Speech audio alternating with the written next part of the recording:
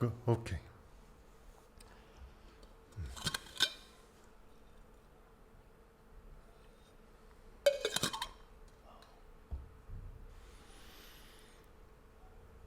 Welcome.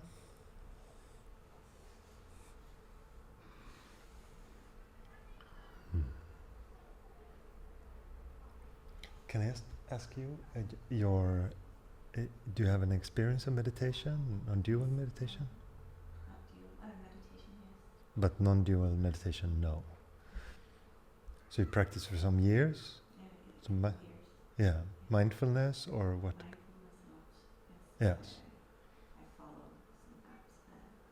some Rishikesh. Sorry, you follow? Rishikesh. Okay. I don't know if you know. No. Zen Buddhist. Okay. So, Yes. So you just want to go deeper in your meditation and feel like it's, yes. Okay. Nice. Very welcome.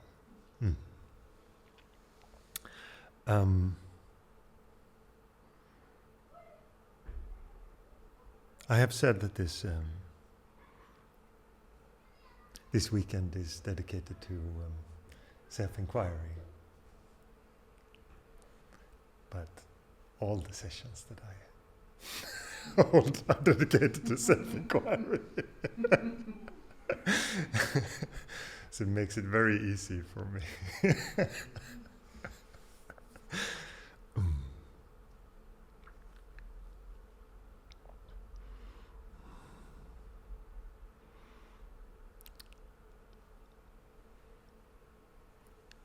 We sometimes talk about self-inquiry as the main technique of my tradition.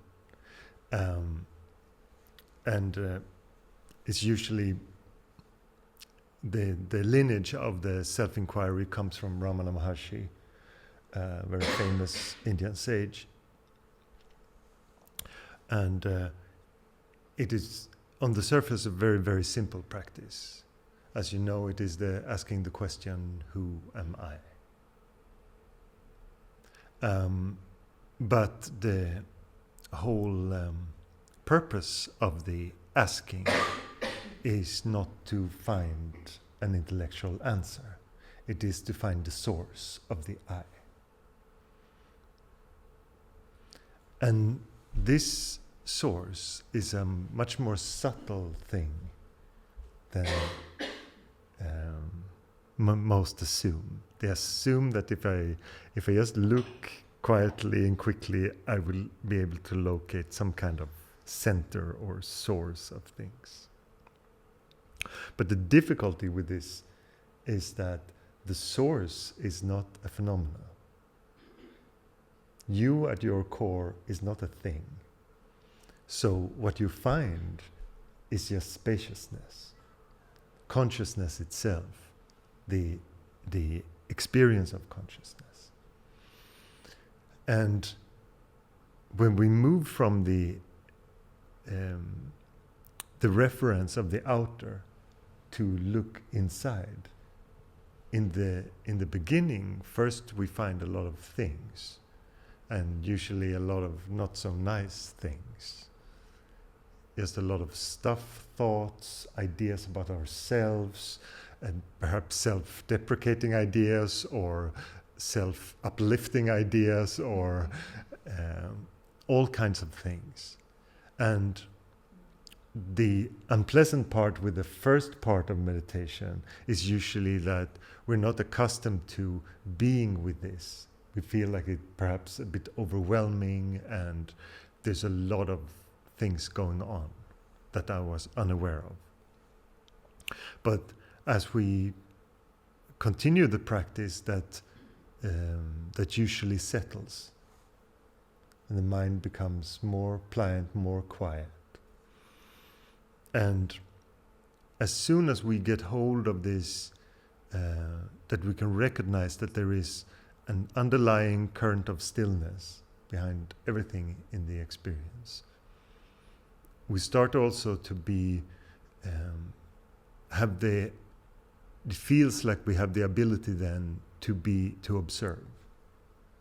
Before that, it feels like the mind is very scattered, and always when thoughts come in, you identify with them and the mind jumps around. But as this settles, the phenomena that come start to become observable, like thoughts, emotions, even attitudes, beliefs. More subtle content is also there. Our effort sometimes is also like a subtle attitude that just lies behind everything.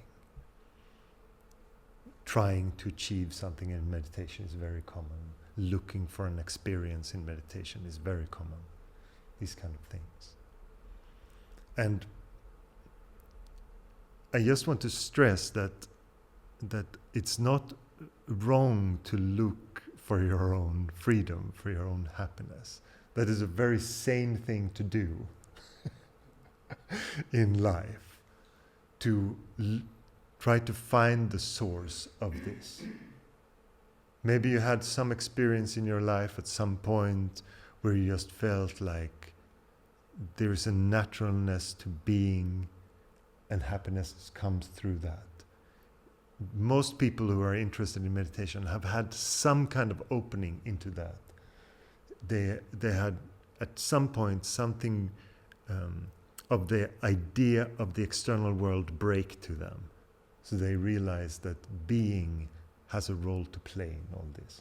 Or you just have a very strong intuitive sense that this is true.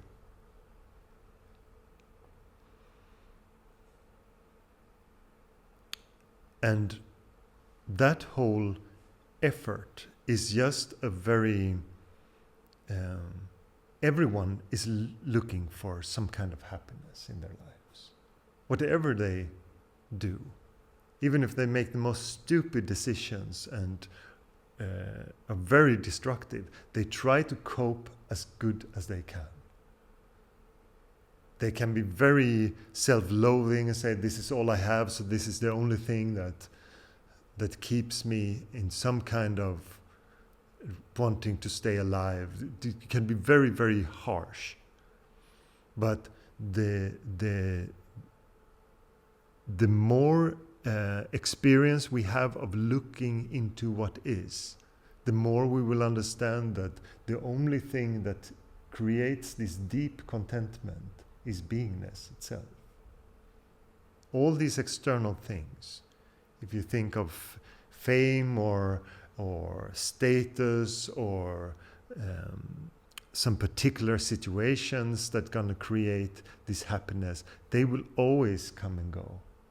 And especially people who have achieved a lot, they can be quite, feel a lot of hopelessness because they notice that it's not fulfilling.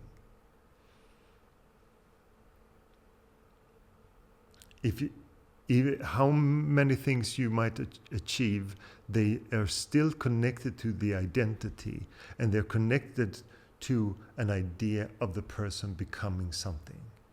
And this will always be lacking. You can feel all right for a moment when that happens. If you achieve great success in something, you're like, great. But the mind will always go, and what's next? It will never be satisfied with it. And if you see interviews with people who have billions of dollars in the bank, they're still trying to become more and to have more and to feel more complete.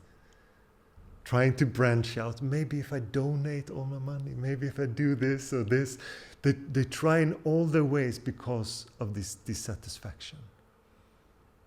And it's beautiful if you observe it, because if you observe others, maybe perhaps you don't have to live it. You don't have to be obsessed by it.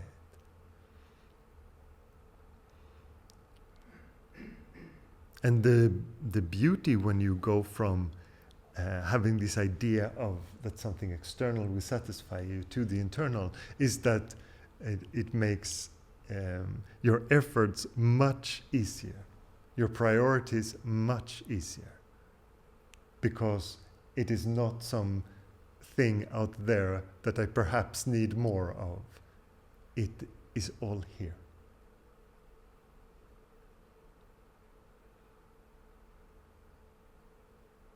But in the internal experience, the challenge is the identified ego, because it still wants to continue and strive and always have a caveat on everything that says it is not enough. I need more, it needs to be better, I need to fix myself. And if I only get rid of these fears, maybe I can go deeper into meditation. If I only do this or that, if my life is more in alignment with this, if I just find a partner that is more spiritual, if I just and you can have all these kinds of ideas of what is needed. And it's still in the external, even though it's about your spiritual endeavors. We have no choice but to be here. The now is all there is. There is no rainbow with the gold at the end of it. It is now. Everything, the source of you is now. You don't need anything. And this is part of the things that when we take this on, we have to look at. Can you be with that? Can you be the source? Can you be the source of love? The love in your life that you're looking for, the appreciation of others, and that they're going to tell you that you're all right, and especially some authority that is like a father or mother to you, those are the most important to have this stamp of approval on. Can you be the source of that? What happens with you in that acceptance? Most people think that the difficult thing in meditation will be to confront my fears and so on. The most difficult thing is to be in acceptance of the light things in you. That you are love itself. You are the source of the experience. You are the same as the Guru. All the teachers you look up to, you are the same. Can you accept this? Without the ego just going into some fit of arrogance or something else.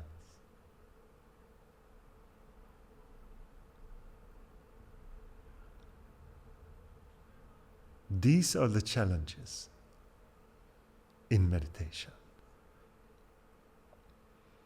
And when the ego rears its head, when it takes over, and for most people it does that all the time, it wants to come into play into everything. Even in a good meditation session, it says, "It's going great today. I'm such a great meditator. I really absorb information lately. There's no boundaries. I just insight after insight." The ego loves every part of that. It just wants to take credit to be a someone who is achieving something that it's going good for. And that same egoic structure, as soon as it feels, "Oh, it's not going very good today. I have a lot of thoughts lately. I've been stressed at work." Then everything is chaos. Because it's just a play of identity. You're not allowing the moment to be as it is.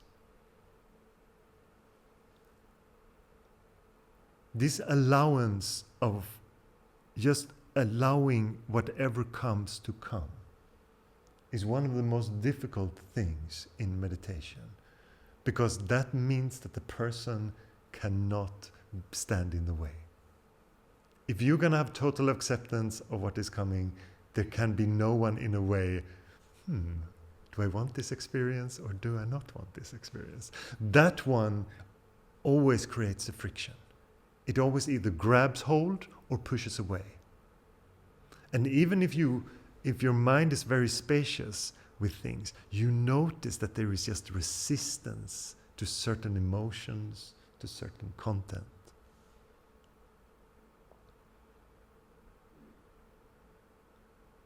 And that is how the egoic mind stands in the way.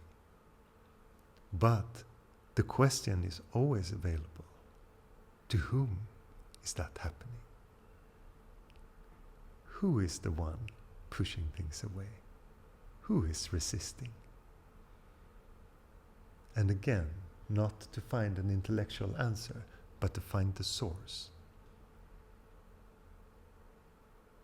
The ego always says that there is a someone that is a doer, that is someone that becomes things, that is going on this spiritual journey. All these kinds of ideas. The ego loves them. That there is something happening in time.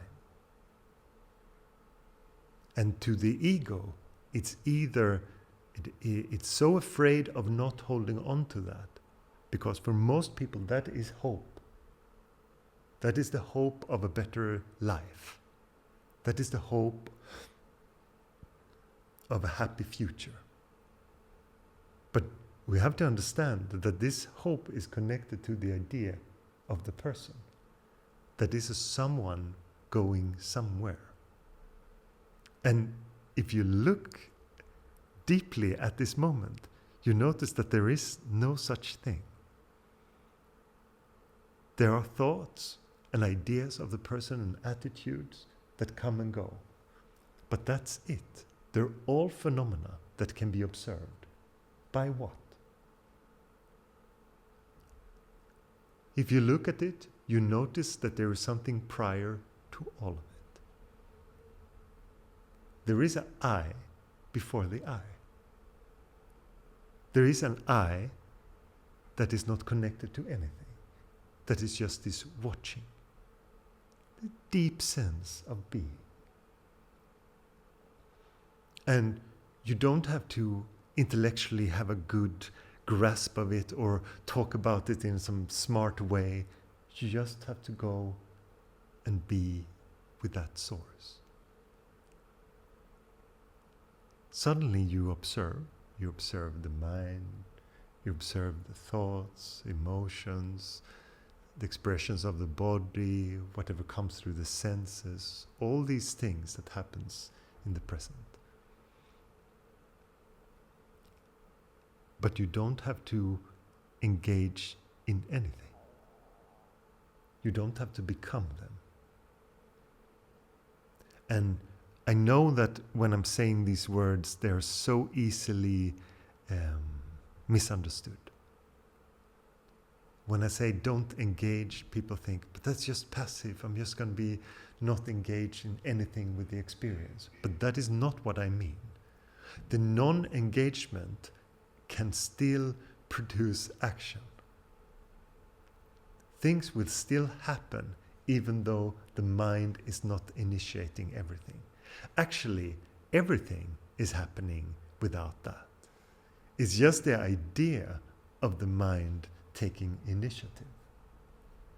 If you observe yourself, just walking around, sitting, doing things, eating, the ego would like to say, I chose to sit down now.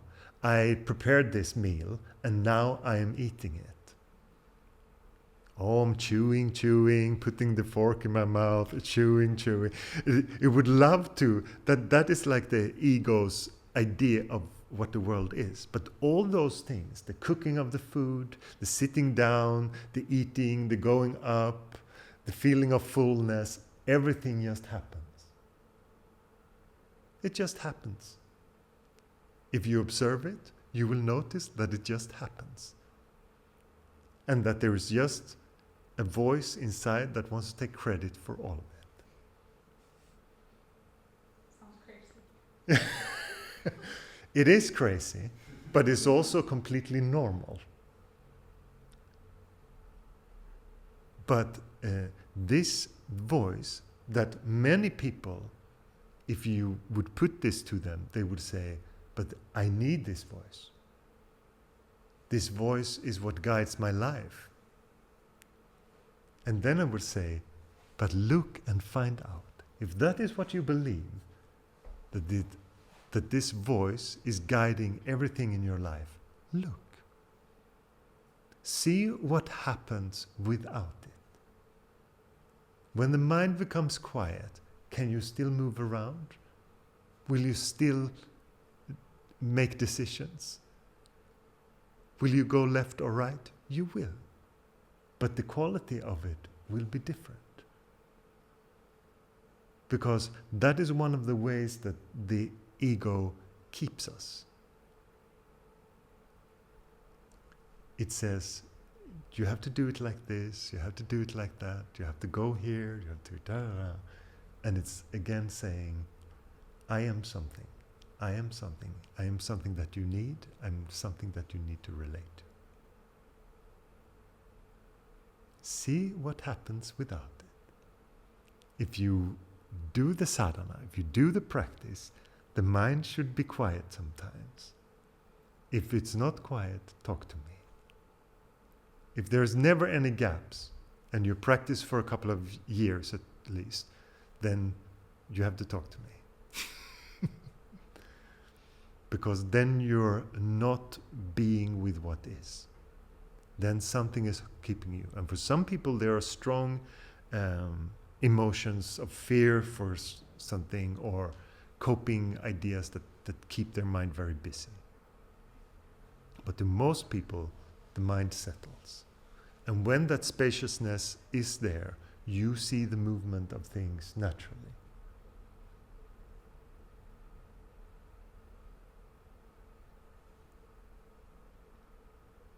We don't have to engage with thoughts at all in the way that most people think.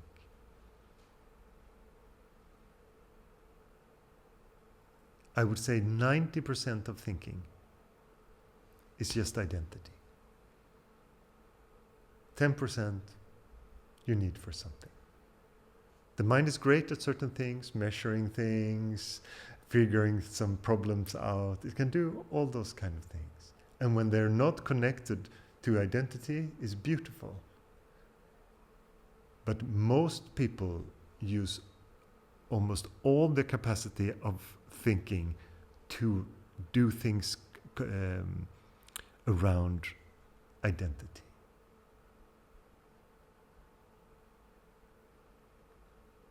And also, you know it when you think that you had your breakfast and you noticed that there is some stain on your shirt, and you went on the bus and feel like everyone's going to see but no one is going to see it, because they're all obsessed with their own minds. And whatever, that their shoelaces are not tied or whatever is going on, they have full focus on that. Very few people are attentive about what is going on around them. And it is not because they don't want to be attentive. It's just that they're in a complete trance of the mind. The ideas are so thick and so important to and connected to the person that they just take over.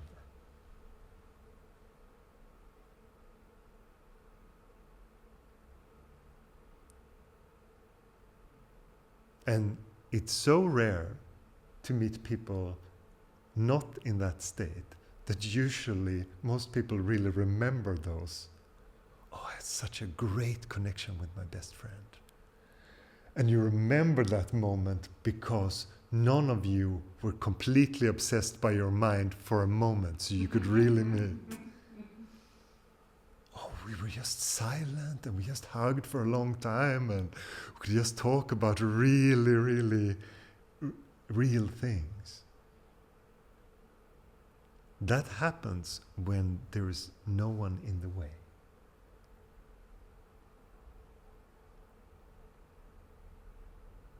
It's such a beautiful paradox that when we lose the person just for a moment, then we become as impersonal as we can be with the most intimate with others. For the mind, that sounds crazy. It sounds like the most personal would be the most intimate. but it is the opposite.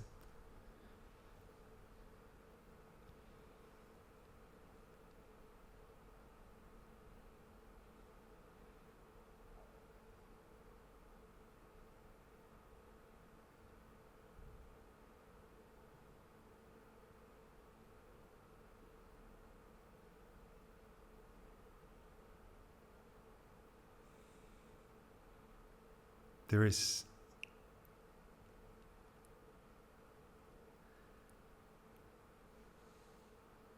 so much potential space in us.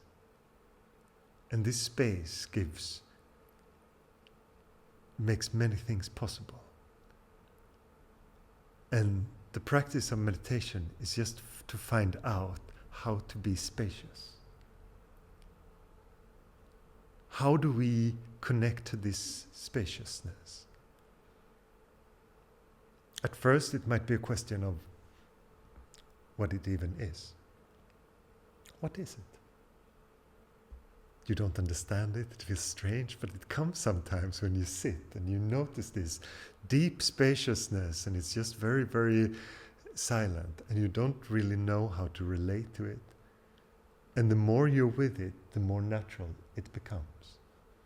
And at a certain time, it just comes into everything.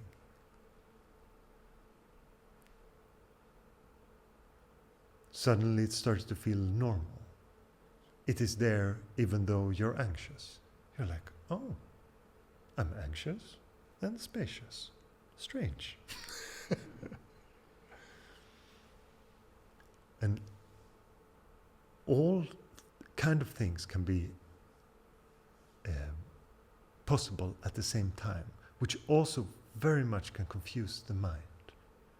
Am I just imagining being spacious when I'm anxious? I'm anxious. Am I not? And all these doubts of the experience are good from the standpoint of beingness, because the mind is very certain of everything.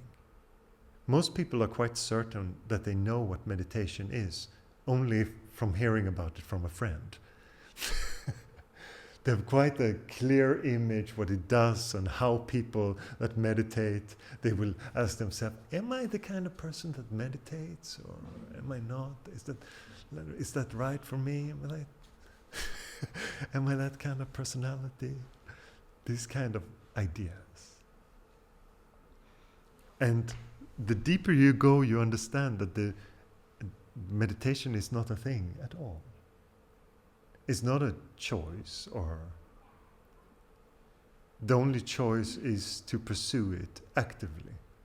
That is the only choice, the only sadhana, the only practice. The practice is that, to head on. But everyone, every being wants to enjoy the moment as it is. Everyone is looking for the same thing, however misguided.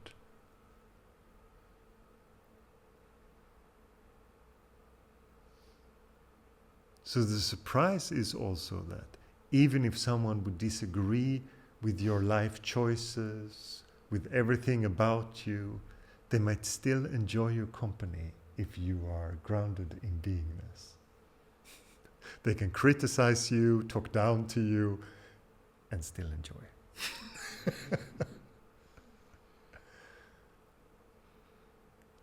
And when you start to see the world through that, you understand that all these ideas that we have and how society operates is very much everything is on the surface level. And what people say is usually how they want to be perceived, not at all what is going on. And the more quiet the mind gets, the easier it is to see people. And some people will find that very scary because they feel exposed. And some will just truth vomit on you because they feel like they have no choice because you see everything anyway. All these things happen in it.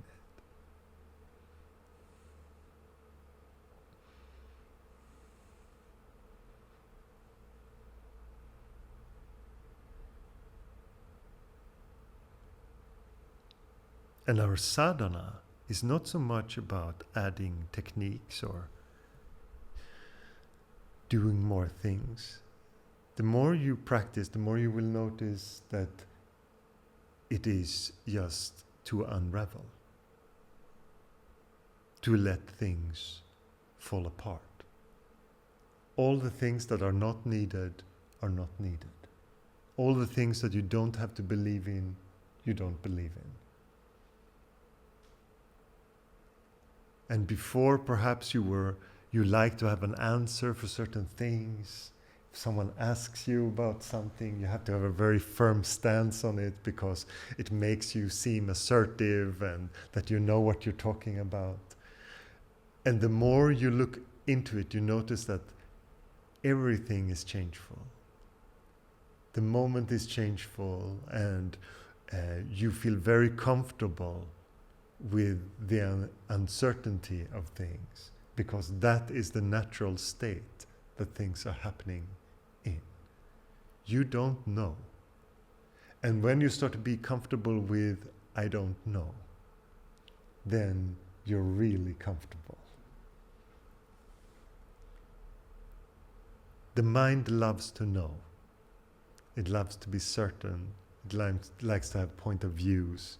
It likes to have something to, like to have a retort when someone says something. It has a great response, something that sounds a bit smart. It plays all these things. And the more you look at those things, the more you understand that is all that it is. It's just upholding a front of something. And the beauty of the practice is that it gives that. And all the things that you associated not knowing with, to feel small, insignificant, uneducated, whatever you might fear in that, is suddenly also nothing.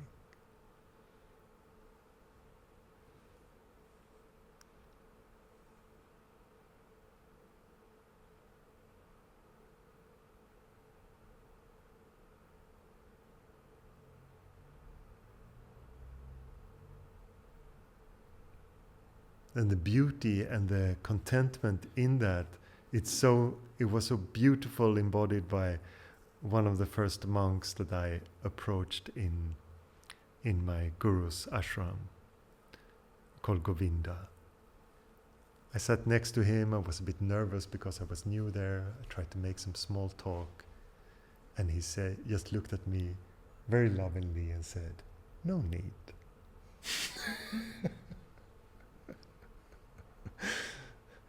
He showed me in 1 second that I didn't have to make him comfortable.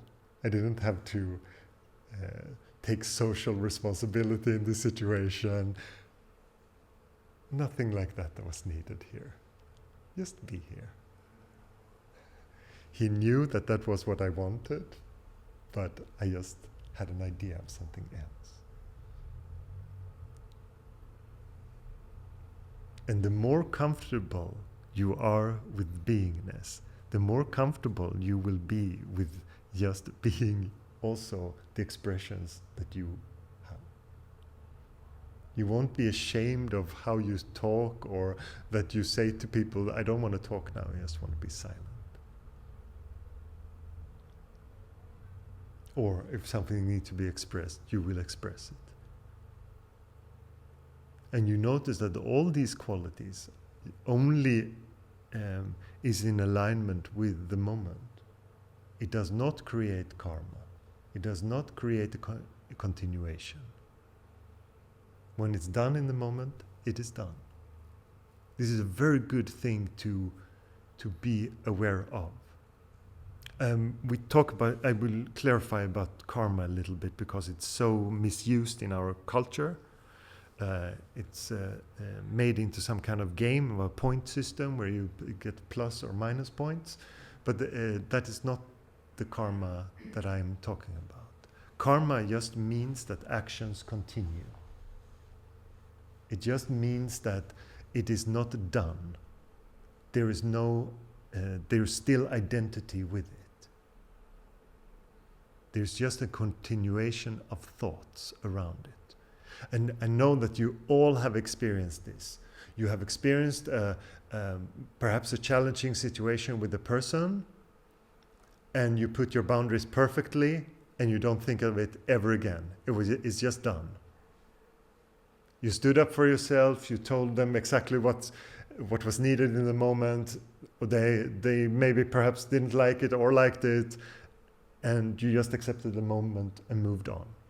But I know that all of you also experienced that you didn't really say exactly that it lingered, that something just kept on moving after. That is the difference. That is karma continuing. And this dishonesty is often a reactive automatic pattern. So if you don't put up boundaries, perhaps you never do, so it always creates karma in the same way until you learn to do it. And this is very beautiful how the universe works with those things. It just says to you all the time, be with this moment as you are. And when you're not, you have to suffer it, and you have to lay awake at night and wonder why you said that, and da-da-da-da-da. You identify with all these things. And when you do, it just shows you promptly, it stops. It has no continuation. But the problem with the ego is that it likes the continuation. It can be addicted to the drama of it. It's addicted to the pain of it. So you continue because what else would you do? And there are some people that very, very promptly say, but I like the drama of things. I like when things are getting a bit stirred up and something happens. I don't want it to die. How do you make it stop? I have one experience that's now 15 years ago, and it keeps. Not always, but in some periods it comes. Yeah. You cannot stop The same situation just comes back. Yes. So there is something that it is unresolved with that. Yes. So and sometimes it can require if there's the possibility of an action, if it's with a family member that's still alive or someone, and perhaps something needs to be solved in that sense. But it also always depends on what is possible with it, because it can always be resolved. But there's usually something, a fear or something that is connected to these kind of things. Like the idea of who you are, and it clashes with that. It shows that you are not a good person, or it can be something that has to do with identity, and that something that cannot be accepted. Or you feel like someone did you wrong in a way, and you're very sure that they're still in the wrong, so there is no forgiveness with it. There is no acceptance of it. So usually these things, if they linger for such a long time, for many, many years, then there is some forgiveness that needs to be happening with it. Either with you or with the experience of that other person. Something I cannot do anything about. Something bad happened. Yes. I didn't do what I should have done. I didn't say what I Yes. should have said, and I cannot let it go. No. It's So, not always. no. Sometimes when I work too much, maybe tired, It comes back. And Yeah. So this is really a good thing to be with that beingness and light of it, and invite all these things in. Because that forgiveness is needed. That in this case it has to do with self-forgiveness. Yes. Just you saying, it's all right. And no one is perfect. People are overwhelmed and all kind of things happen, and they can have strange information in one moment or get scared or whatever, and not at all act in an appropriate way and do all kinds of things. But the question is, can you forgive yourself? Can you accept that this? Can you give that love to yourself? And this is what I mean when I say... Yeah, it's easy, but not... Yes. It is not embodied. No. In the mind it says, yes, I can forgive myself. Yes. But that is how the mind plays. Because in the sense of the body, it is, then you really have to be with it. You have to be with the resistance of the feelings in this, and that you, the whole feeling of not coming to terms with that, with your actions in that moment, and how to really accept that, to really be with that. And when it comes, completely invite it. See what keeps this distance and completely invite it. Allow everything be felt about it. All the sadness of it, all the self-doubt in it, all the shame, whatever feeling is dominant in it, really invite it and be with it. And make a statement of just really staying with it. So the mind doesn't wander, because it will want to do that if it's not comfortable with these feelings. And the difficult part is just that, and allowing that light into it, because now it has some distance. You can keep it on arm's length, because you say, I don't really accept how I was in that situation. And just say, okay, come.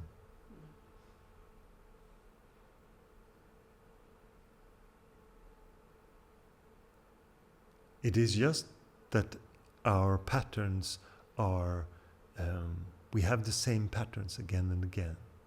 We're reactive in the same way, we're automatic in the same way. So it always feels like such a big stance to do something different. It's like the enemy that you know. You know these fears, you know the feelings of it, and you can relate to it, and usually it goes away for a while then. It is not overwhelming. But perhaps it has to be really felt, to really feel that forgiveness and let the tears come with it and everything. This is inviting, because all things can thrive in darkness, but they cannot stay in the light. As soon as you invite them into the light of awareness, they will change. And often it's just because we say we're not worthy of that light. Maybe most people are not aware of that is their relationship to it. But when you start just accepting things like that have been lingering for 15 years, and you allow them in this moment, you also have to allow all the light that comes with that. That the ego's grip of your mind will be less. That's the hard part. Yes. I see what you mean. Yes. So it also makes you more spacious and more free. And then you also have to meet all those feelings of that. I am also something that can just forgive an atrocious act or something that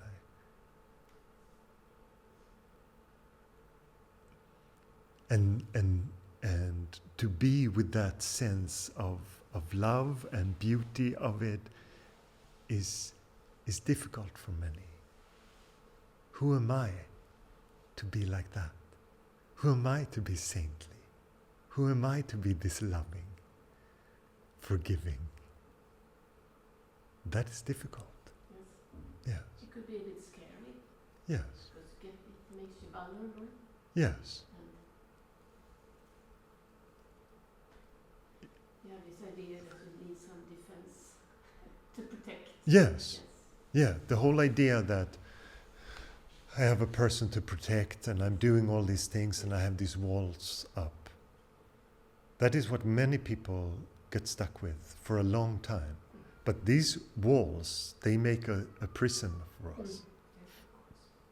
You cannot move freely because there's always, I have to be attentive and see someone dangerous, someone attacking me, someone making me small, someone did this or that, all the fears that you have.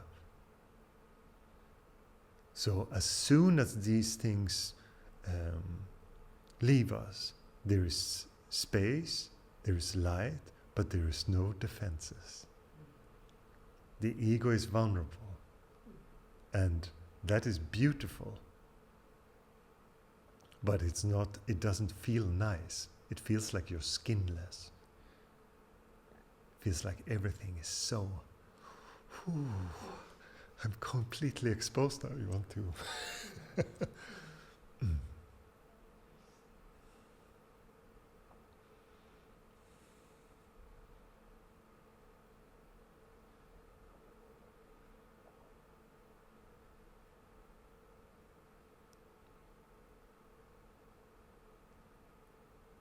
That forgiveness, that overcoming is real change. We talk about change in society on so many levels. We fiddle around with ideologies and different political systems and blah, blah, blah. But the real change is when people change. When your mind is free, you can invite others. You can see them, you can be intimate with them, you can embrace things that seem impossible because there is space. You can talk about subjects that almost no one wants to talk about. You can talk about death, you can talk about disease, all these things without being completely taken by it, but understanding it completely. Because all these triggers of fear are no longer there. All our bodies will grow old, get diseases, get sick, all this. But how you approach all things is the biggest thing. That is what matters most. What you think that you are is the biggest thing in all of this.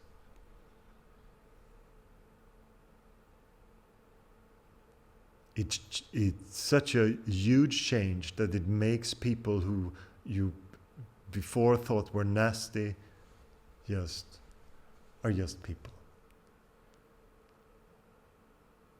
That triggered you immensely does nothing.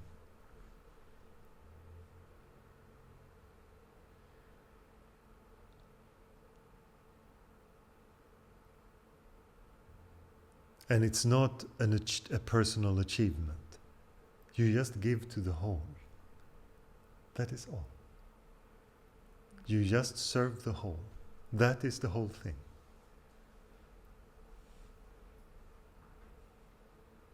You don't become saintly. You just give this beauty to everything.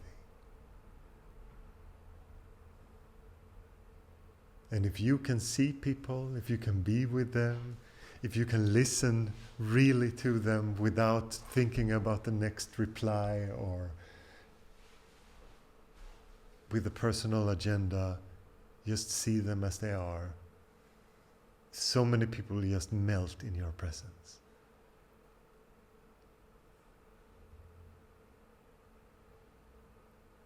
If you have ideas of what you can bring to the world, bring this. Bring presence. Bring awareness to the world. Not through the intellect or through ideas, but just as you are.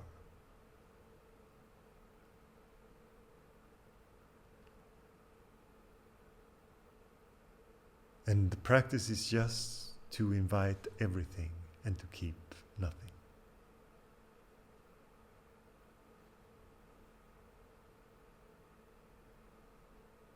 No longer pushing things away.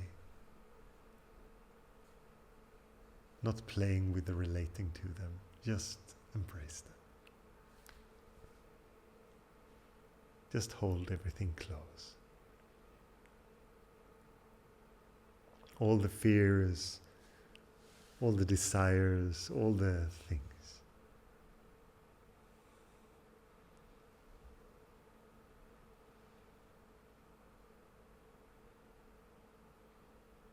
Allow the movement of everything. Allow it to happen as it happens. You go into the pretend of planning and fixing things with people, but you know that you can just see what happens.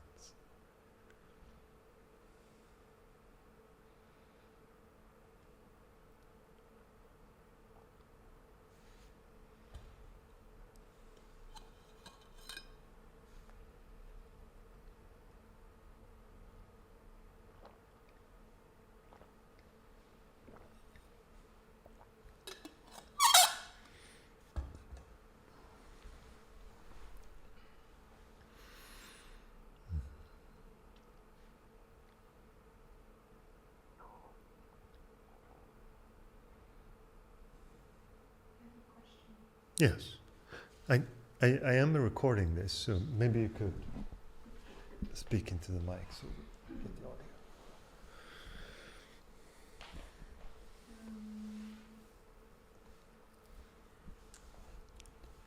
I guess I'm curious. It works? It works. Okay.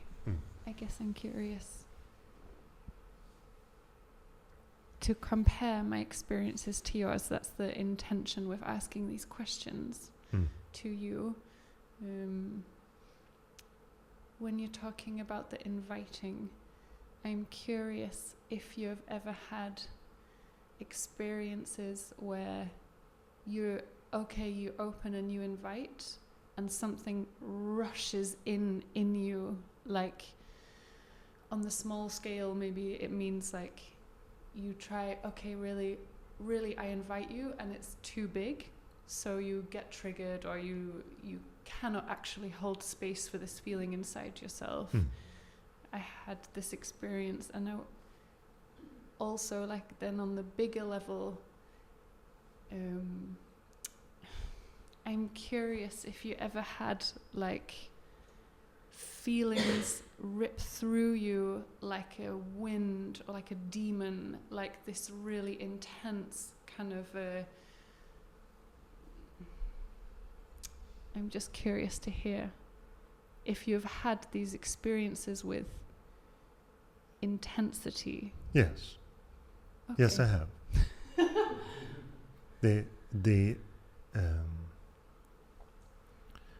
I had a sense of, if you continue, you will die. It was not in a violent manner, but it was more like just a stern, serious voice saying, if you continue this, there is death. The ego really puts down its foot and tries to, like in an assertive, authoritative way, say, stop. And with certain emotional experiences, when it's because in that sense there was a strong emotion of dying, of death, but the words were also had very pronounced, was very pronounced in the experience. But when the more difficult, that was not so difficult for me. I just felt like, okay, whatever. You can say that. But when it comes to the ego dropping, then the mind can go into a very or the experience goes into a very emotional state with fear, where fear is the main component, and it just says, we have to get out of here, we have to get out of here, there's nothing here, there's just death. That is also dying, but is much more in a panic mode. And I remember specifically once that I identified with the voice. And it just, and I also felt relief that I came back into the egoic structure. So that just made me really fearful of going deep in the meditation, and that the egoic mind would drop again. So for like 2 years I was very, and then again the longing comes. Oh, maybe it wasn't that bad. It sounds like giving birth. Like I've not done it, but I hear people after a few years they kind of forget how bad it was. So maybe I'll do it again. But it's hard to relate on things on that emotional level, because when it comes in the mind and it comes through thoughts, it feels like, yeah, I can either believe it or I cannot believe it. But when it's mainly like a pain component, to me at least, that feels trickier to be with. And I don't really know how I could have made a better outcome. It doesn't feel like that. It just feels like, okay, I got triggered by it, and again I identified, and now I came into that stuckness of it. And I just still practicing, but a little hesitant to go too deep. Yeah.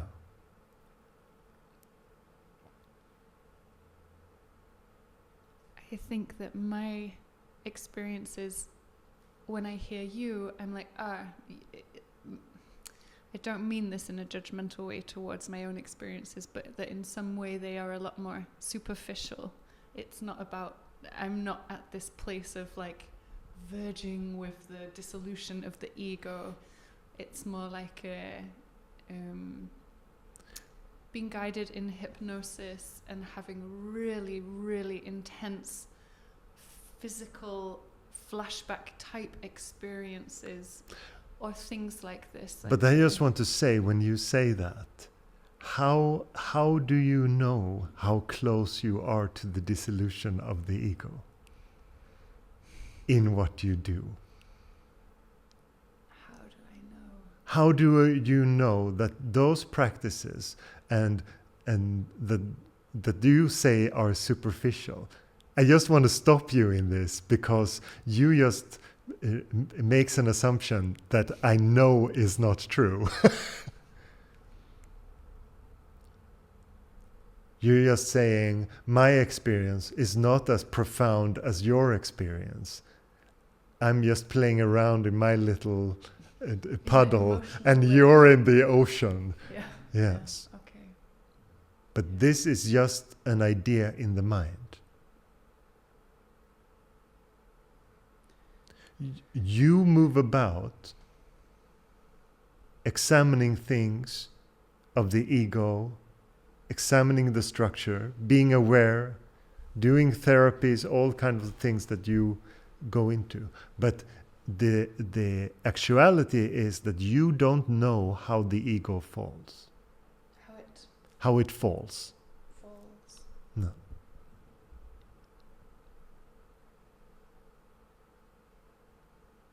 You can have a sense sometimes that the mind is getting spacious, that somehow the ego is unraveling in this, that there's just much more space. And how do you know exactly what is happening? You are attending satsang every Wednesday with me. How do you know the exact effect of that? That you're coming back to this source time and time again. And I know because you two always come. So I know that there is something in that touches you. You come back to that source, right? You do that every Wednesday. So what says that is not part of that unraveling? Don't put yourself down. Don't sell yourself short like that, especially in things that you know nothing about. It's just an assumption. It's just pure speculation. I'm in my pond, you're in the ocean. That is not true. We're all in the same ocean. And your path and my path is not going to be exactly comparable. You cannot copy me. That won't help. You have to look.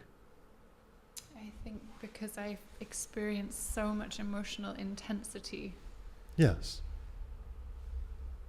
That it's hard for me to know or intuit or find the way towards what is my path with these things.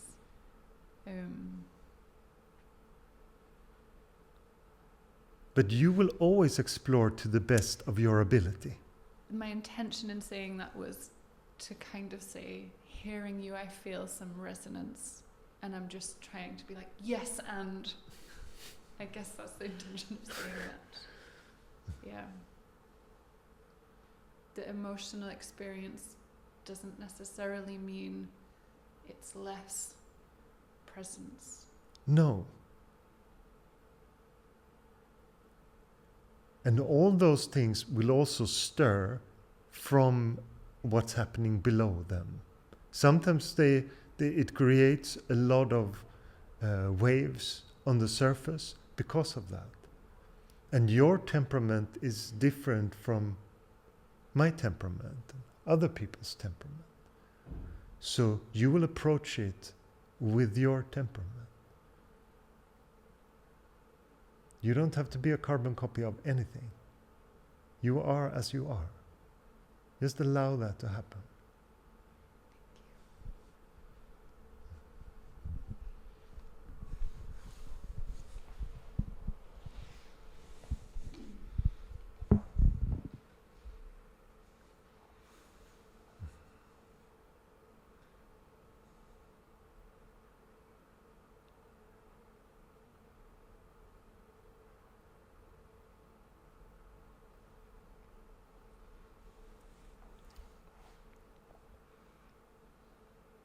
There's no handbook for this.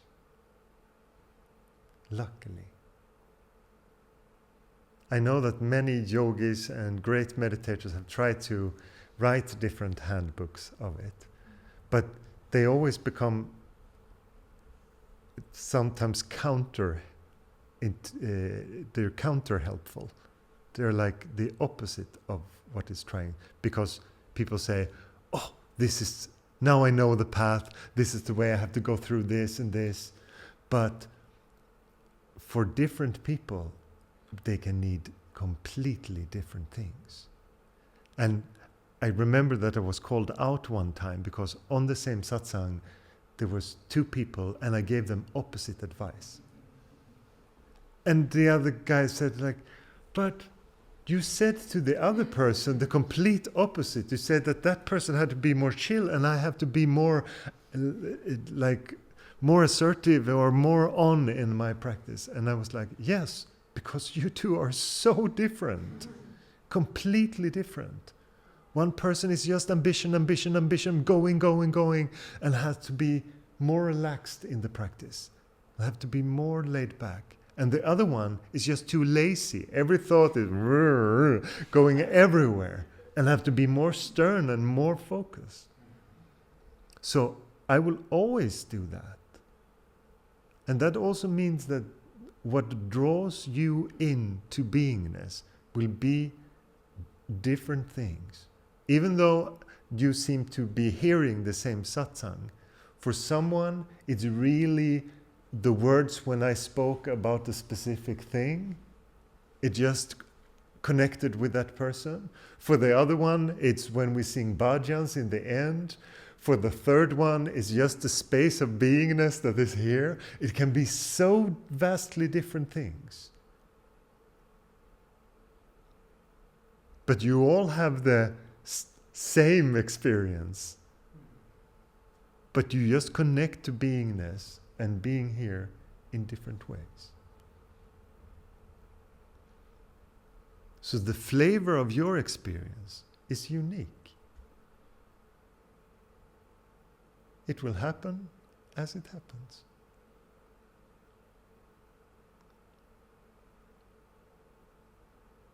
And what you find an obstacle is unique because the egoic mind is extremely complex and sometimes makes the most strange, far-fetched things into something just to keep relevant.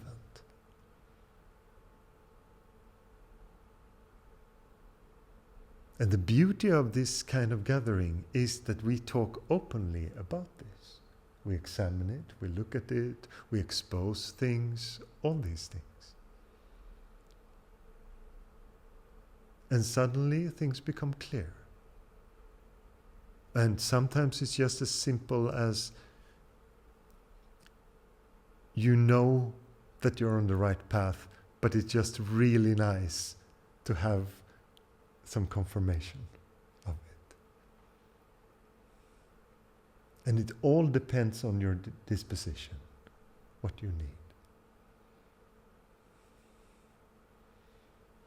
Yes. I have a question from my own unique disposition. Very good. I have a question about like states of like frozenness or being kind of in a freeze state, and like the possibility or not having a possibility of like bringing some awareness into that state. Yes. And I've noticed like when that happens, it often I think it's shame related. But if I go into like that kind of freeze state, it feels like it resists any kind of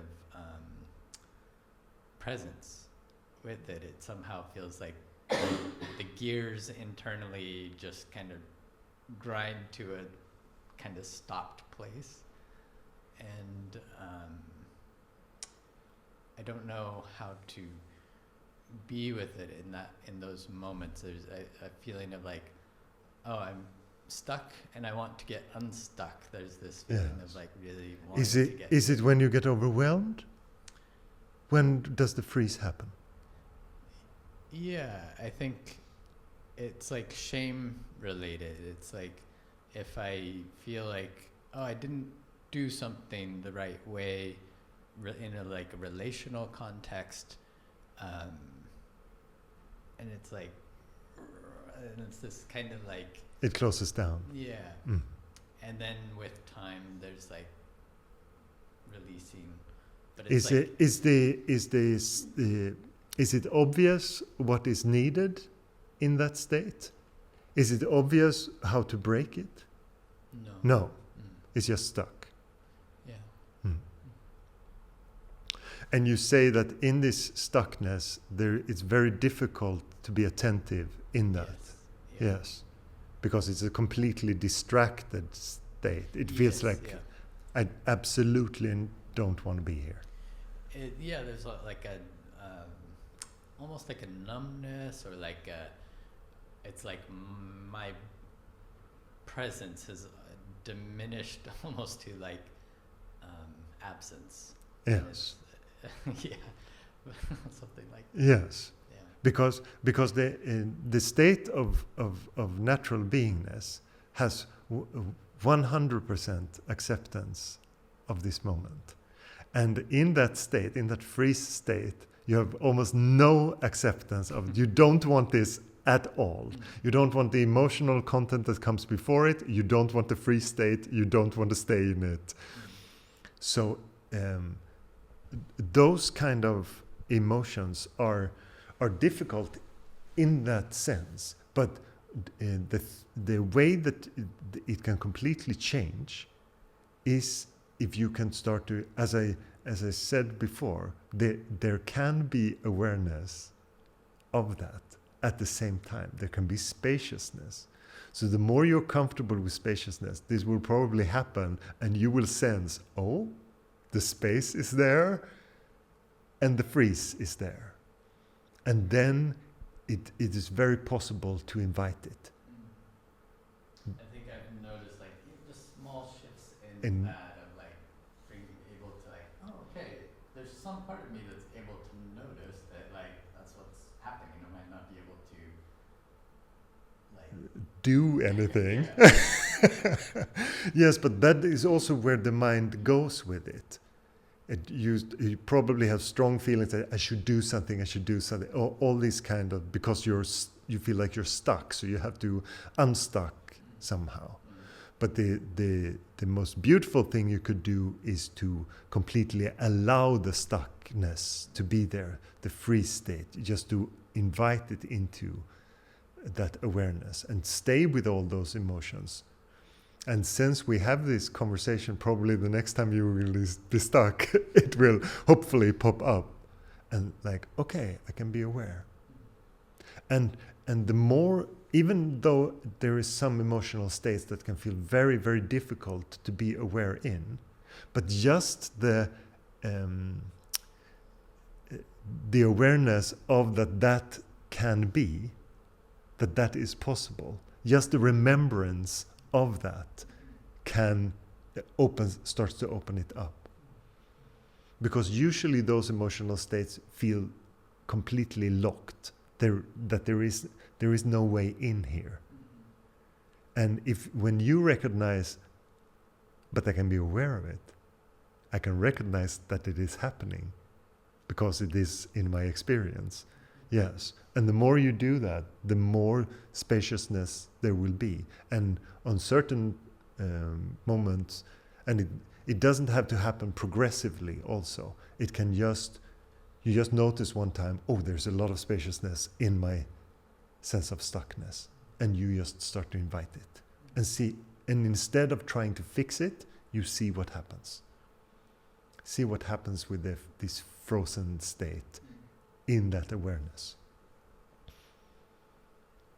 So it's when things also are so prominent in the experience, it's also usually quite easy to be with them as soon as you notice that you can recognize them, because they're so overwhelming.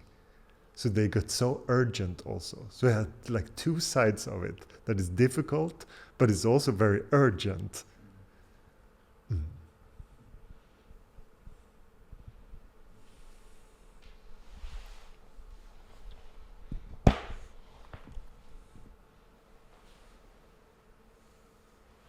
Nothing can, everything changes in awareness.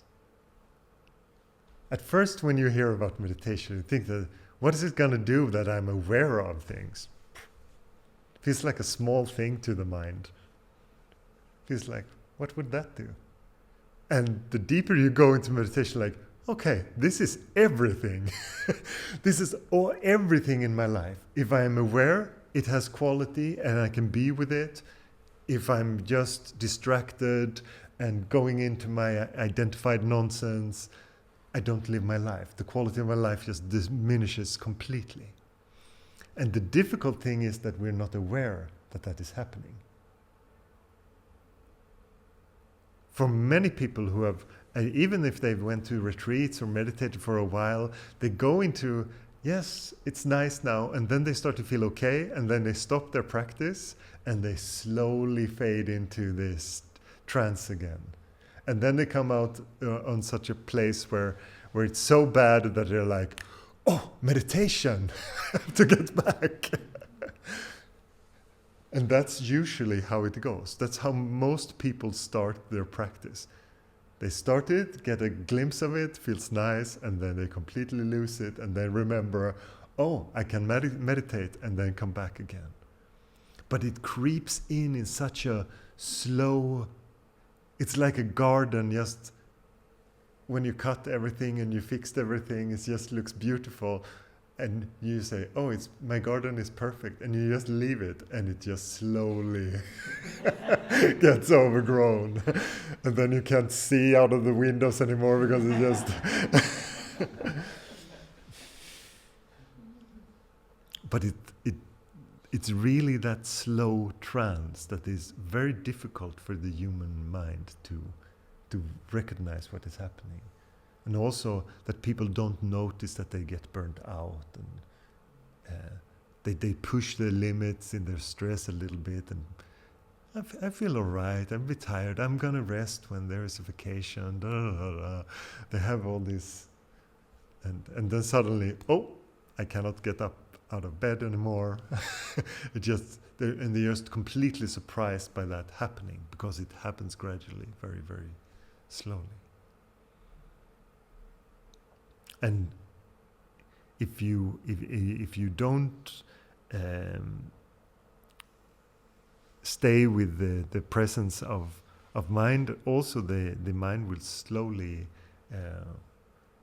will have so much tendencies that you have no space.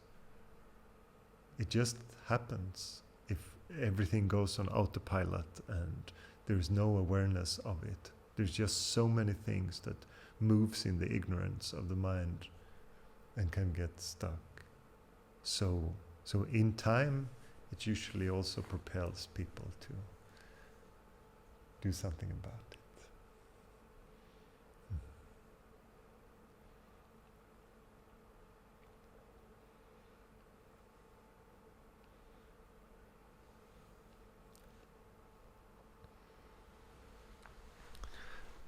I thought we could do a short guided meditation where I just guide you in some inquiry. We will do, if you're here on Sunday, we will do a really, really long and deep one on self-inquiry then. It's funny that I say that, we'll see what happens. But I just thought we could do it now for a short while, so get into it. So see to it that you sit comfortably.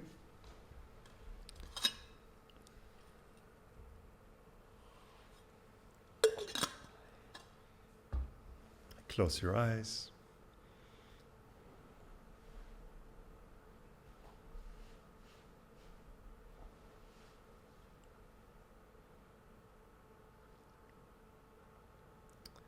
And at first, just recognize what is here.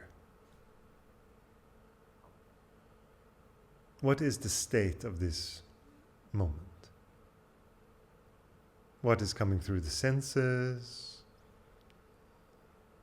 Thoughts come, just allow them. The emotional content, how the body feels. If it's more subtle, how the prana moves. What you experience.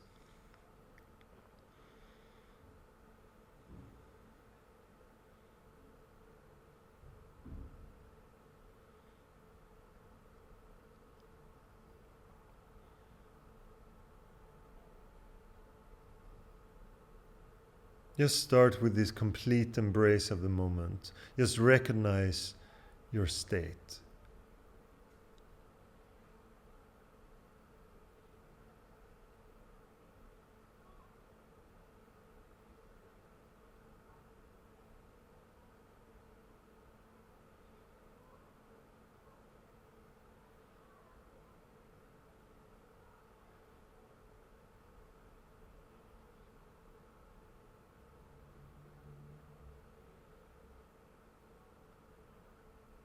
If there is a lot of thinking, the mind is jumping about, you just focus on some object in this moment. The breath, for example, through the nose is a good one, if you just need to calm the mind.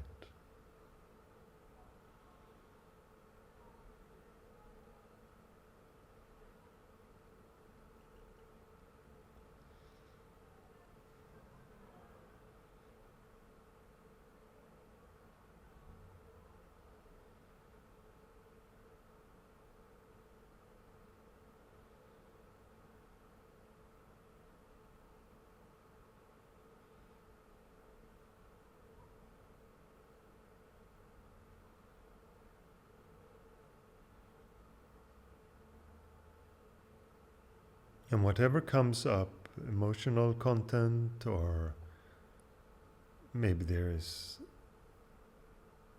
some pain in the body, or whatever it is, or thoughts, you ask the question, to whom does this thought arise? To whom does this pain arise? And in that examination, you look for the source of the one being affected.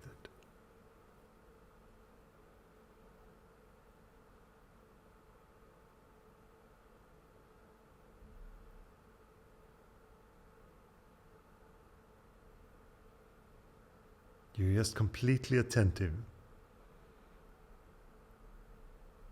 And you notice the source of the experience.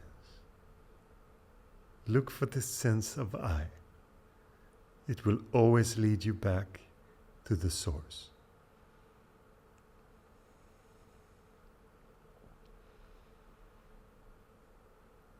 The ego's I is imaginary, temporary, transient, coming and going. It will be a thought or an emotion or something that points to an I.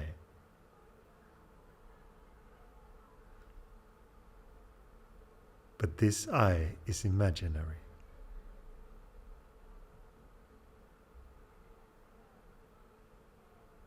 And if you look for the source of it, there is a sense of I, but it's not a thing. It's not a phenomenon.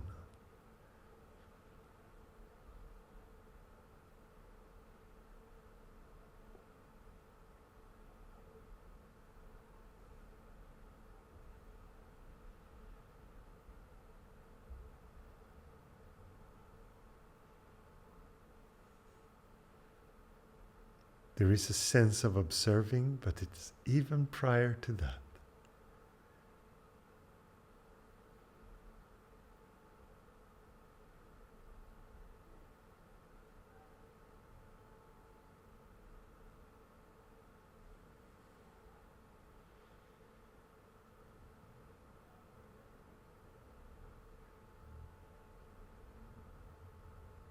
You can look for the source of the observer. Who is the one observing the experience? Find that I.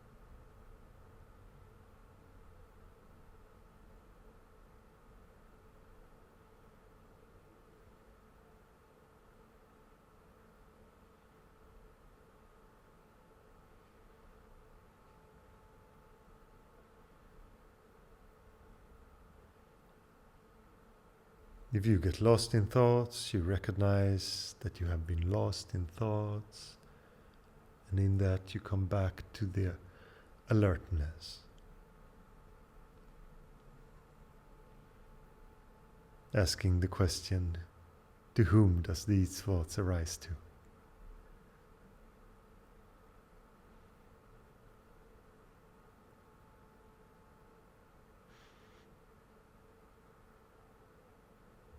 No answer, just look.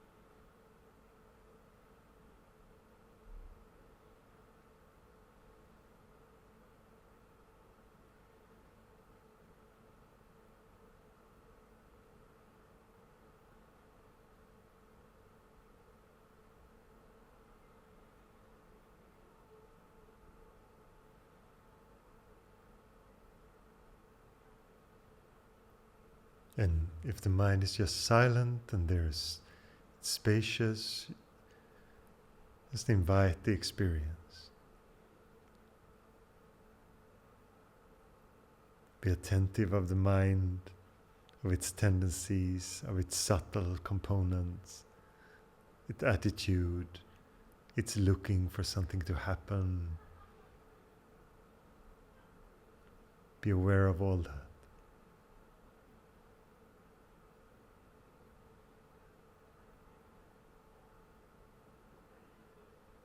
Invite it all into the field of now.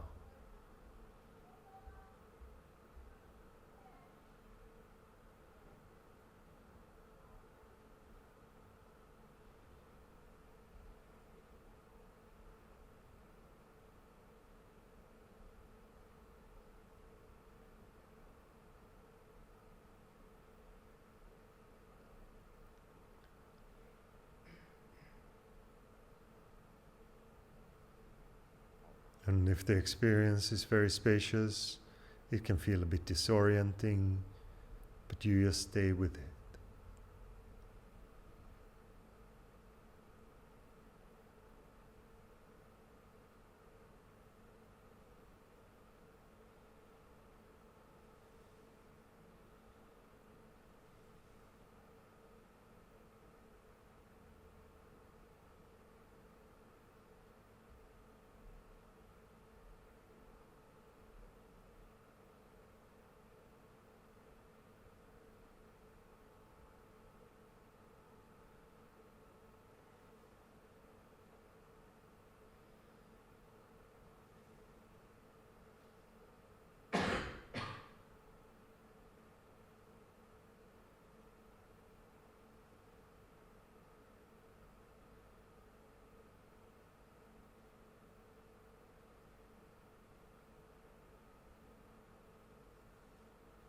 And when tendencies from thoughts or emotional tendencies show, you ask the question, for whom does this arise?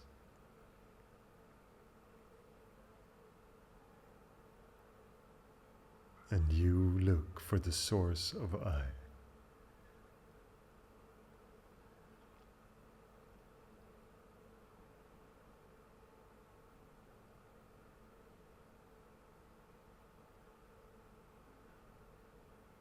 Not mechanical, not with disinterest. You look for the source.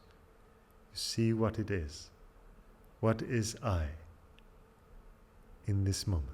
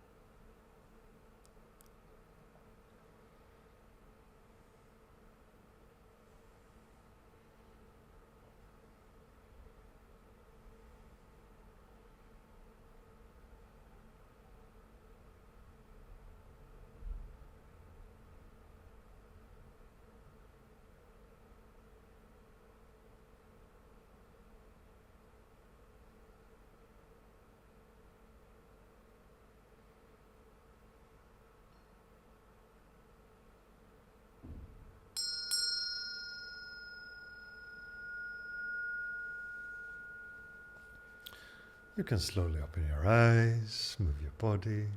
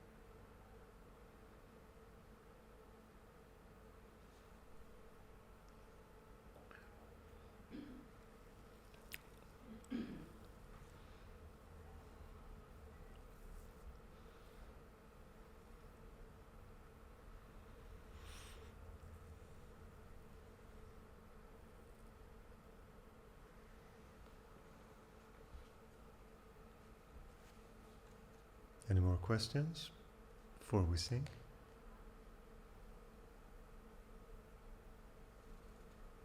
Yes.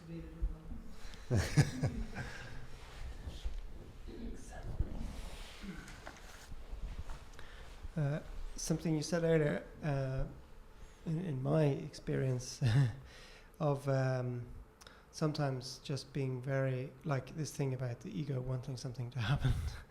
Sometimes I like sit and just very still, it just feels really lovely, and then sort of starts to feel sort of uncomfortable, and I can sort of watch the uncomfortableness, and I can sort of sit there for a while.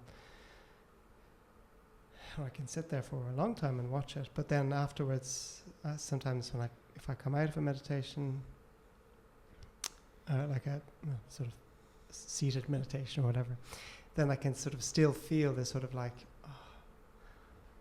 I want to do something, but I find that I have difficulty sort of trusting myself, because I think so much of my life has been so restless, and I've always been sort of filling my days with stuff. Just, nonsense. It's nothing. Just doing something. Yes. As I'm trying to sort of just not do something for the sake of it. Just rather, if action is required, action will happen. But sometimes I still find like I enter a sort of slightly weird state, assessment, like your freeze state, where I sort of like, should I not do something? I kind of feel like I'd like to do something now. But it sort of feels, I know when I get into this state, it feels very unnatural. Like yes. I feel like I should just be able to go out and do something, like it should be a natural thing. Yes. But I find I sort of question myself, so maybe I just need to sit yes. in the uncomfortableness. But this is very much connected to the idea of doing right in the practice. And I would like to emphasize that it is a discovery practice, not you don't get higher grades if you do everything right in meditation. No, but this is very much a learned behavior that we have, and we have it very much from school and in other contexts like that. That the best thing to do is to do it right. The best thing is not to be aware and discover. So this sometimes makes us come into these, am I doing the technique right? Am I doing the best for my practice? And on one level, those things are good to questions, they're healthy to have.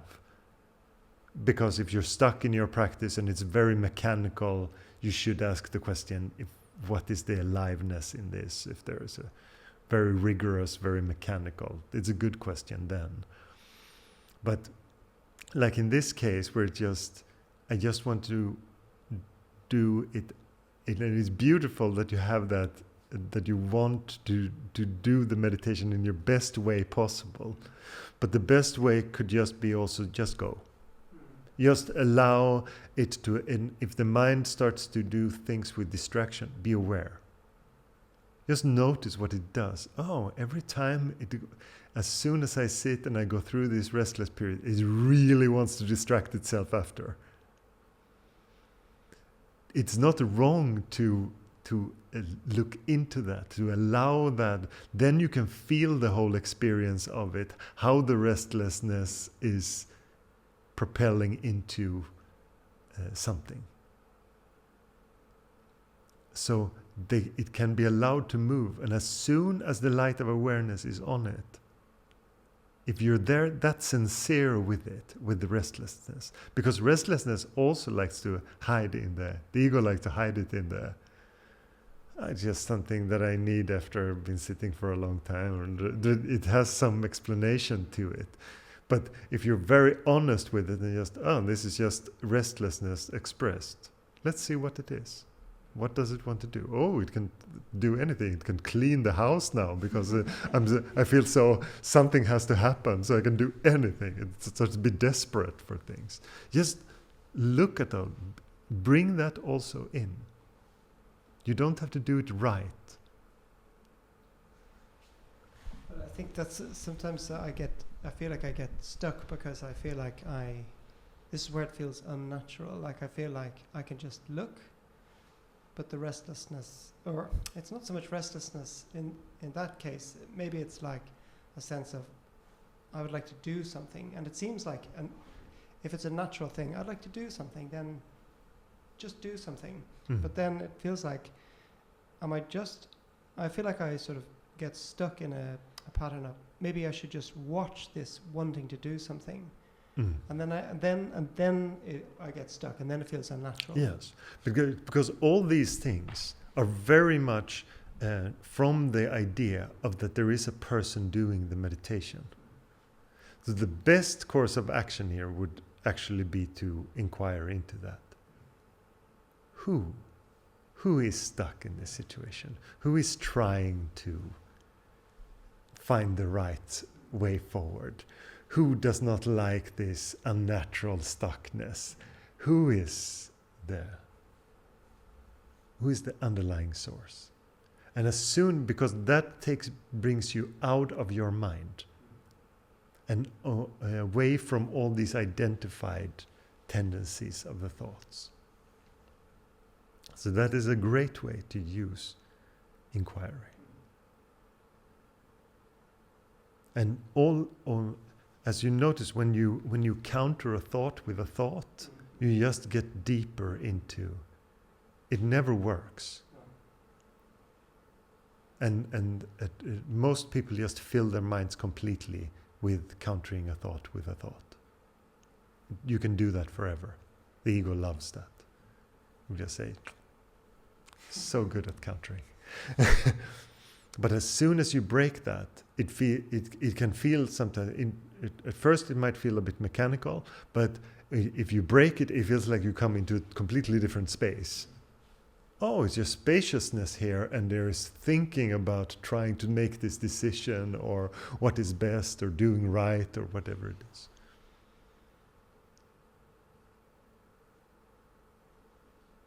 And when you do inquiry, can you sense coming to something that is not thinking? I think so, but I still have a sense. Oh, I do have a sense of I. Yes. It's always a very physical sense. Here. And that it is here, located here physically. I've never really got past that. No. But And when you stay with it, and in this moment, do you also have the sense that the I is located here in the middle of the chest? Yeah. Yes. So just be with that. Be with that in this moment. Because if you have a sense that it's there, you have a phenomena, an experience, an I sense that it's located in the center of your chest. In this awareness of that, what is aware of that sense? You say that is you. What is aware of it? How can it be watched like a phenomena? How can this sense in the middle of the chest, this identified sense, how can it be known, and by what?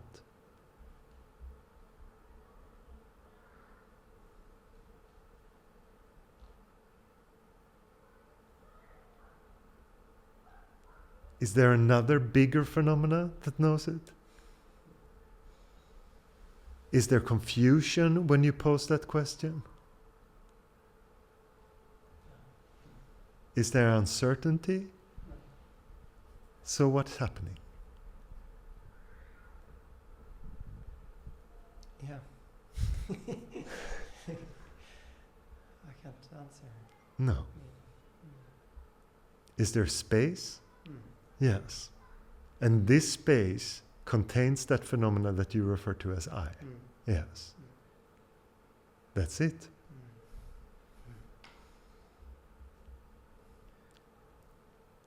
The mind might say, but we have to explain this space. We have to understand this phenomena and write it down, preferably. But beingness does not care about that. It just is.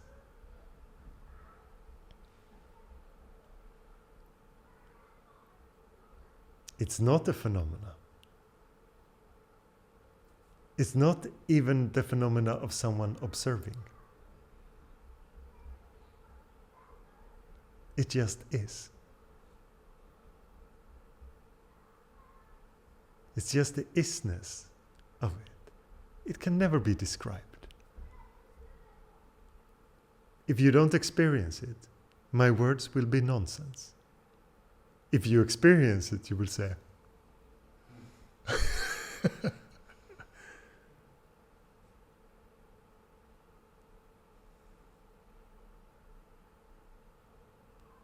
so there is nothing to go beyond this idea of I. You are not something beyond that because you were never that. You understand?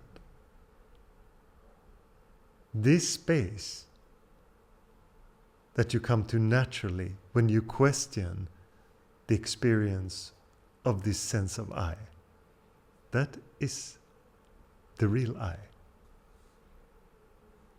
It doesn't have a point of focus. It doesn't come from a particular space. It doesn't embrace the world from a point of view. It just is.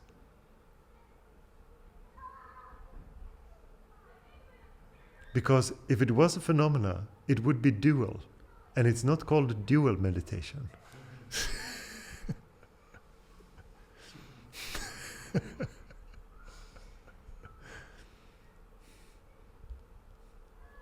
It's that Nisargadatta said, he called it the nomenon, a non-phenomena.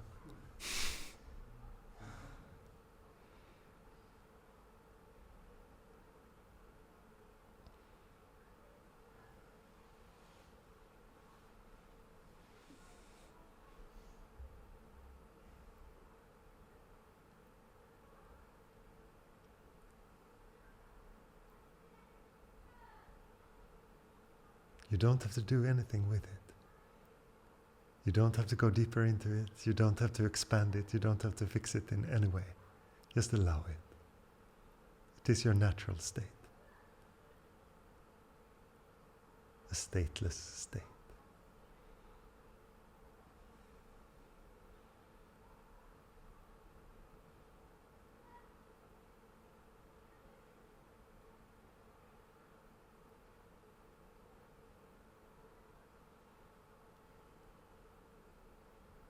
And when it's in the forefront, it has all the qualities of that goes into all the emotions. There is sense of bliss, contentment, all that. It's always there. It's just much more subtle than thoughts, emotions, the other states. They just become a veil on top of it. And as soon as they are lifted, as soon as the idea of I is lifted, that is what comes. Can never be lost. Never be hurt or destroyed. Always here.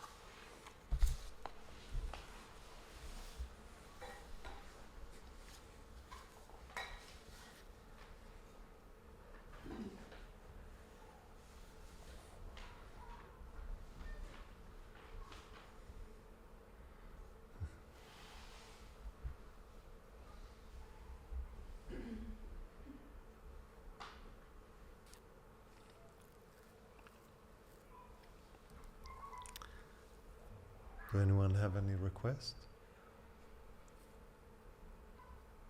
Something you would like to see?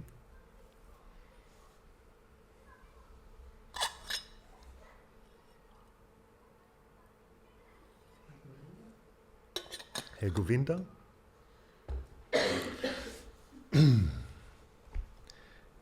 Hey Govinda,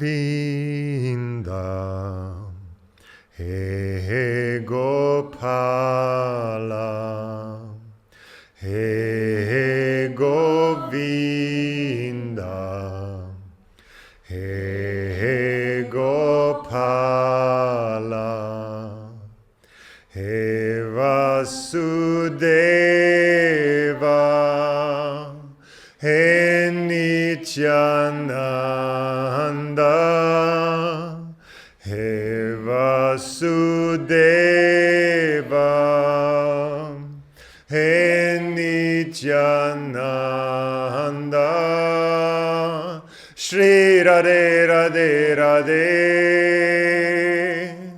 Radhe Radhe Radhe Shama, Shri Radhe Radhe Radhe, Radhe Radhe Radhe Shama, Hey Govinda, Hey Gopala, Hey Govinda, Hey Gopala, Hey Vasudeva, Hey Nityananda, Hey Vasudeva, Hey Nityananda, Shri Radhe Radhe Radhe, Radhe Radhe Radhe Shama, Shri Radhe Radhe Radhe, Radhe Radhe Radhe Shama, Hey Govinda, Hey Gopala, Hey Govinda, Hey Gopala, Hey Vasudeva, Hey Nityananda, Hey Vasudeva, Hey Nityananda, Shri Radhe Radhe Radhe, Radhe Radhe Radhe Shama, Shri Radhe Radhe Radhe, Radhe Radhe Radhe Shama, Hey Govinda, Hey Gopala,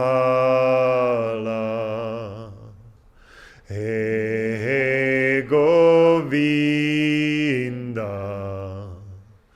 Hey Gopala,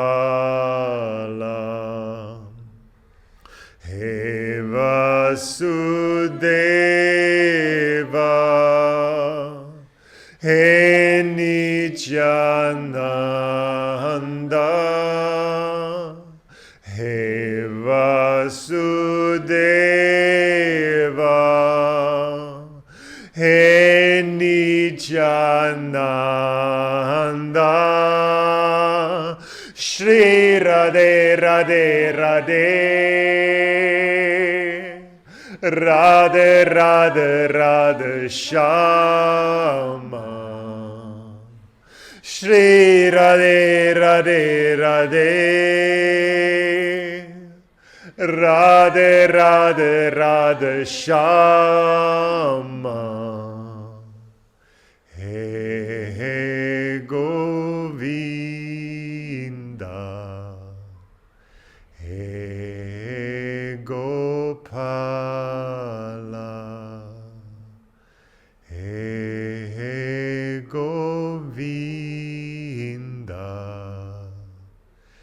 He Gopala.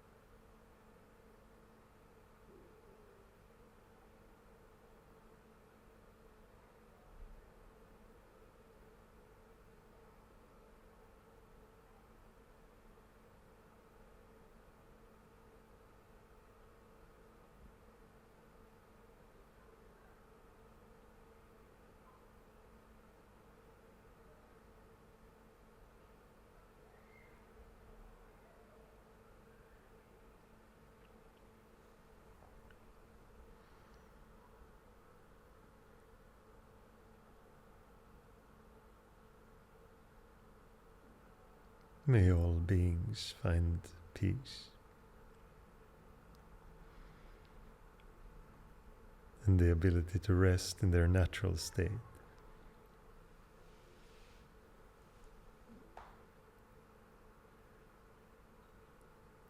Be free from the entanglement of the ego's tendency and experience the bliss of this moment. Om Shanti, Shanti, Shanti.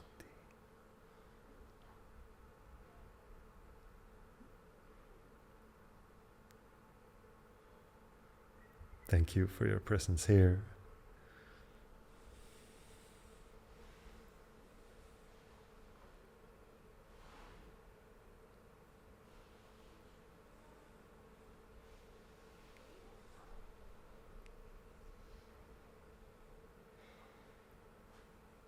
And tomorrow is active meditation in the morning if you want to participate. There'll be music.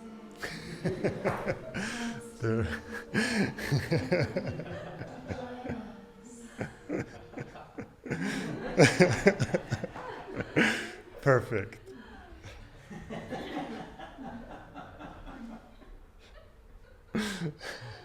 Correct.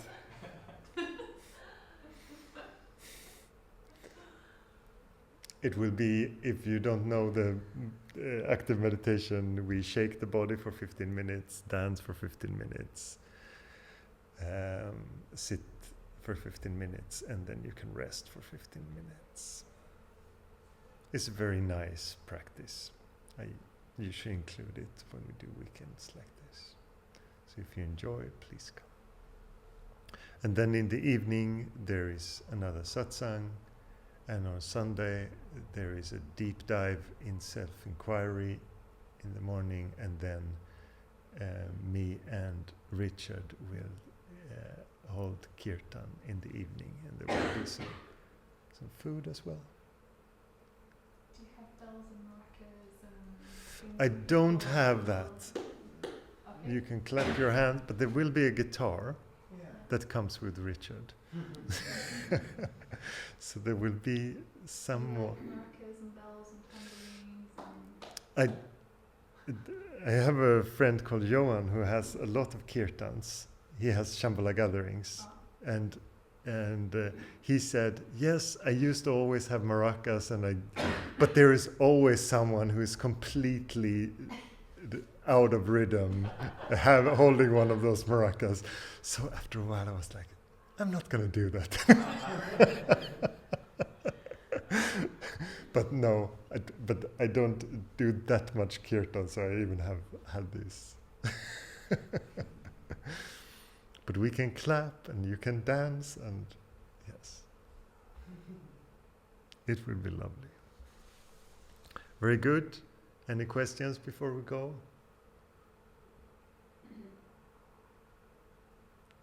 Very good.